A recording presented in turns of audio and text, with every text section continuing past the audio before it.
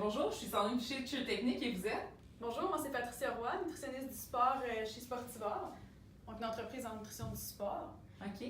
Donc nous, ce qu'on fait en fait, c'est qu'on se déplace sur les lieux d'entraînement des athlètes, puis on peut faire des conférences, des ateliers, de la consultation individuelle, puis on travaille vraiment avec les athlètes, les sportifs, pour les aider avec la nutrition.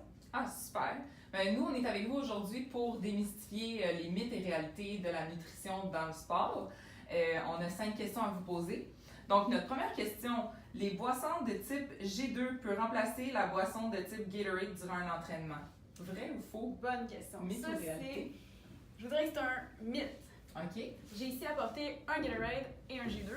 La différence entre les deux boissons, vraiment, on le voit dans la couleur. Il y en a un qu'on voit pas à travers, l'autre on voit à travers. Oui. Donc le Gatorade ou le Powerade ou les boissons pour sportifs contiennent de l'eau, contiennent du sucre pour donner de l'énergie pendant les longs entraînements. Ça maintient l'énergie, mais aussi la concentration. Donc ça réduit les risques de blessures, surtout dans un sport comme le cheer. Mais ça a aussi des électrolytes. Puis les électrolytes, ce que ça fait, en fait, c'est que dans la sueur, on perd des électrolytes, puis on vient rebalancer en donnant des électrolytes. OK. Donc la boisson pour sportifs, c'est super complet pour les longs entraînements ou les entraînements quand il fait très chaud, puis qu'on doit aller chercher de l'énergie et des électrolytes.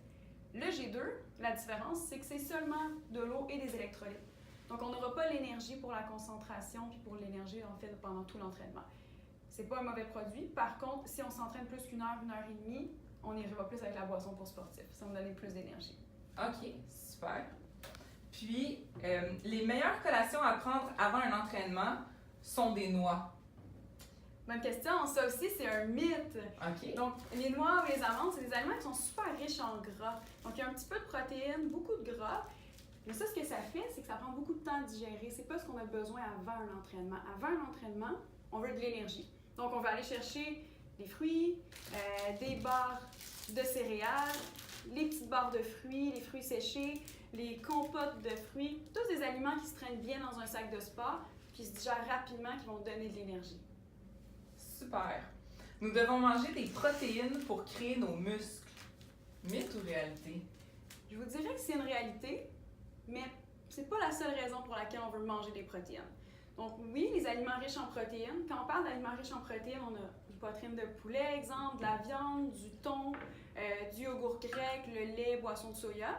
Donc ces aliments-là sont importants, oui, pour la masse musculaire, la récupération, mais aussi pour la satiété, donc pour être rempli, puis pas avoir faim tout de suite après le repas. Autre chose, c'est super bon pour le système immunitaire. Donc on veut les athlètes en santé, on veut manger assez de protéines régulièrement dans la journée. Excellent. Il faut manger 2 heures avant la pratique pour avoir le temps de digérer.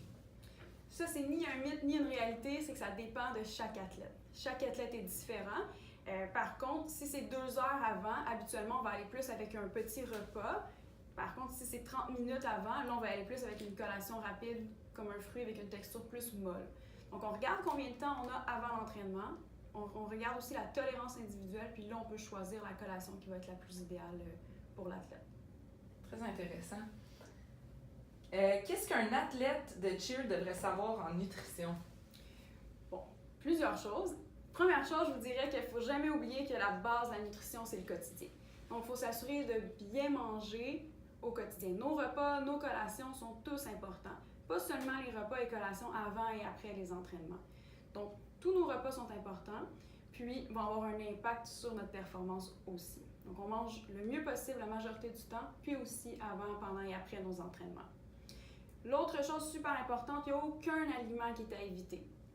Okay? Donc, tous les aliments sont permis. Par contre, on regarde c'est quand le bon moment et la quantité qu'on a besoin selon nos besoins. Je vous dirais que ces deux-là seraient des bons conseils pour les athlètes en cheer.